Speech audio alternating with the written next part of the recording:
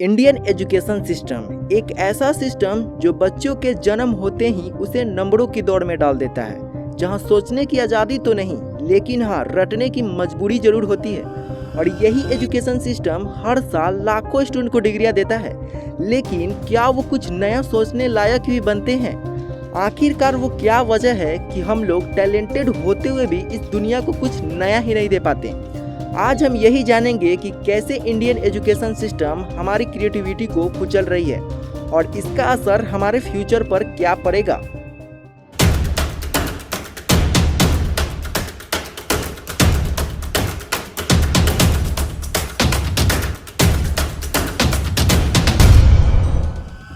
तो शुरुआत करते हैं इतिहास से।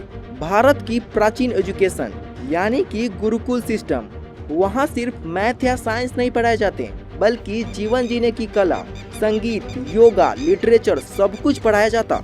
और सबसे बड़ी बात, सवाल पूछने के लिए कभी भी किसी को मना नहीं किया जाता बल्कि उसे और इनकरेज किया जाता। तक्षशिला और नालंदा जैसे विश्वविद्यालयों में दुनिया भर से छात्र आते थे, जहां डिस्कशन, डिबेट और स्वतंत्र सोच को महत्व दिया जाता था। लेकिन ये सब बदला 1835 में, जब एक अंग्रेज आया, नाम था थॉमस बेबिंगटन मिकाले। उन्होंने मिनट्स ऑन इंडियन एजुकेशन लिखा, जिसमें उन्होंने साफ साफ कहा था, हमें एक ऐसा वर्ग तैयार करना है जो रंग रूप से भारतीय तो हो लेकिन सोच से अंग्रेज। और यहीं से शुरुआत हुई क्लर्क बनाने वाली एजुकेशन सिस्टम की, जिसका सिंपल सा उद्देश्य था नौकरी के लिए मानसिक मजदूर तैयार करना, न कि विचारक या आविष्कारक। यहाँ तक कि क्रिएटिविटी, इमेजिनेशन और क्रिटिकल थिंकिंग, इन सबको दबा दिया गया और रटंत विद्या को बना दिया गया मेन स्ट्रीम। और हम लोग इसी चीज़ को आज तक फॉलो करते आ रहे हैं। यहाँ तक कि हमारे स्कूलों में बच्चों से पूछा जाता, बेटे तुम बड़े होकर क्या बनना चाहते हो? और फिर जैसे ही आपने कुछ अलग बोला, सर मैं पेंटर बनना चाहता हूँ, तो किसी ने बोला सर मैं म्यूजिशियन बनना चाहता हूँ, तो किसी ने साइंटिस्ट बनना चाहता हूँ। तो स्टूडेंट से लेकर टीचर तक हंस पड़ते थे। फिर टीचर बोलते हैं, बेटे तुम पहले बोर्ड में 95% तो लाओ, फिर सपने देखना। यानी कि पहले नंबर लाओ, फिर सोचने की आज़ादी मिलेगी। और यहीं से हमारी क्रिएटिविटी मरनी शुरू हो जाती है। मैक्सिमम स्कूलों में बच्चों से सवाल ही नहीं पूछे जाते, बस जवाब रटवाए जाते हैं। अगर कोई बच्चा सवाल पूछे तो कहा जाता है क्वेश्चन पेपर में यही आएगा, जैसे मैंने लिखवाया है वर्ड टू वर्ड याद कर लो, नहीं तो तुम्हें फेल होने से कोई नहीं बचा सकता। यहाँ तक कि CBSE हो या स्टेट बोर्ड, सिलेबस रटने का है लेकिन समझने का नहीं। इससे ये होता है कि जो बच्चा बचपन से नेचुरली क्यूरियस था, अब 10वीं तक आते आते एक रटने वाली मशीन बन चुका होता है। अगर इस देश में किसी बच्चे को क्या क्या आता है ये तो पूछा ही नहीं जाता, बल्कि उससे ये पूछा जाता है कि तुम्हारे 10th-12th में कितने नंबर आए थे।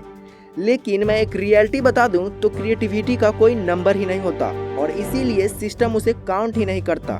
म्यूजिक, ड्रामा, डांस, इन सब चीज़ों को तो एक्स्ट्रा करिकुलर बना दिए गए हैं, जबकि आज की दुनिया में यही सबसे बड़ा करियर बन चुका है। India produces engineers but how many inventors? Nothing. हर साल 10 लाख बीटेक ग्रेजुएट्स निकलते हैं, लेकिन कितनों ने कुछ नया बनाया? नथिंग। इंडिया में चाहे आप दिल्ली में हो या किसी गांव में, सिलेबस ऑलमोस्ट एक जैसा ही है। हर बच्चा वही पढ़ेगा, वही लिखेगा, यहाँ तक कि वही सोचेगा जो उसके बुक में लिखा है।